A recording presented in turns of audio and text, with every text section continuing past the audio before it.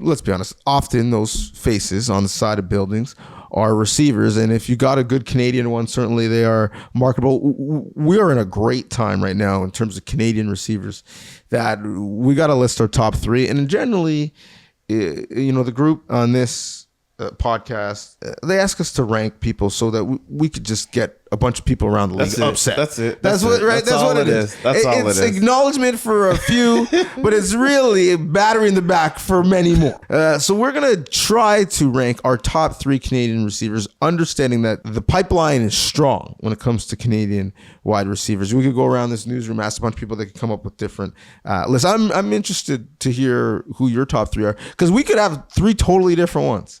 That's how good it is. Why don't we start from 3 and go to 1? All right. Top 3 receiver. Who you got as your third? Number 3, I'm gonna put young Kean Schaefer Baker. Okay. From Saskatchewan Roughriders, Guelph alum, and he has come on the scene and he is wreaking havoc since his rookie year. Had a year where he was a little bit hurt and injured, but listen, he is back looking like he's already in mid-season form this season.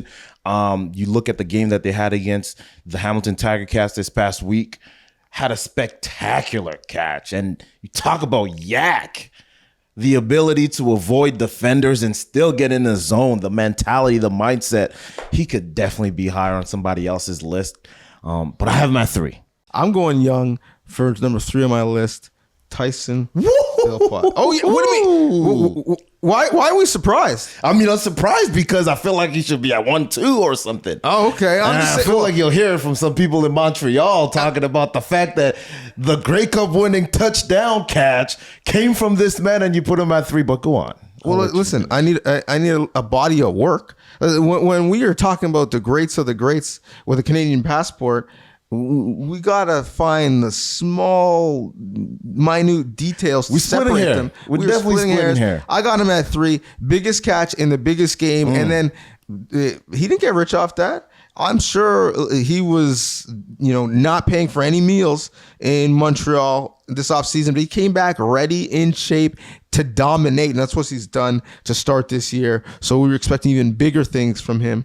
But there's a couple Canadians who've been doing this for a minute, and they're a little bit higher on my list. But I mean, listen, the way you're reacting, it sounds like you have him 2 or 1. So who is your number 2? I got him at number 2. Oh, okay, Tyson Philpott, and for the reasons that you just mentioned, the fact that he was able to show up, to me, is one of those things, the intangibles that you have to put into consideration when you talk about, being great as a Canadian receiver in this league and at this very moment. Tyson Philpott, number 3. At number 2, I have someone who I think is the standard, the brand standard. This is a guy who, after he came through the draft process and had a great start to his career, people are like, we need the next Curly Giddens Jr. Can run all the routes, can play all the positions, can give you some yak, good teammate, had a little bit of a hip issue last year. He's back to playing great, outstanding football, teamed up with his boy, your boy, Macbeth. I got Curly Giddens Jr. at number 2 in a very crowded receiver group in Toronto. He separated himself, and now he's doing the same thing in the West with Edmonton.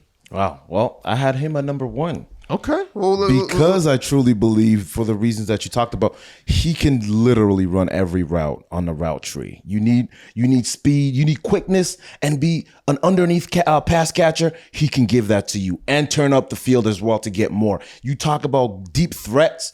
He can do that as well. And so, and he's done it on a big stage and has won a championship as well. So for that reason, I got him at number 1. This is why you can't do this with me, because I'm a defense lawyer. I'm going to use your logic against you. Talk to me. You got your little tablet over there. I need you to go to Google and Google this man, because you talk about doing it on a big stage, doing it in a big game, can run all the routes, and he's been doing it for a while. I'm not sure if you have amnesia and you forget, but you constantly leave this man off your list. I'm talking to you, Nick Demski. You're number 1, and for some reason, your former teammate has no respect for your game.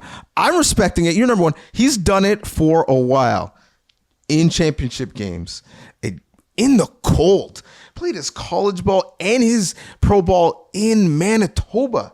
Still not a body catcher, catching with the hands. I've got him. And when we talk about draft comps and saying, oh man, okay, can we find another? People don't bother to say, can we find another Nick Demski? Because you're not going to find someone who, man, we got some injuries. Okay, you can go in the backfield. You can run it. We need you on specials. You can run down and cover specials, or you could recover and return kicks on specials. And obviously, you can play all the wide receiver spots. So I got Nick Demski number one.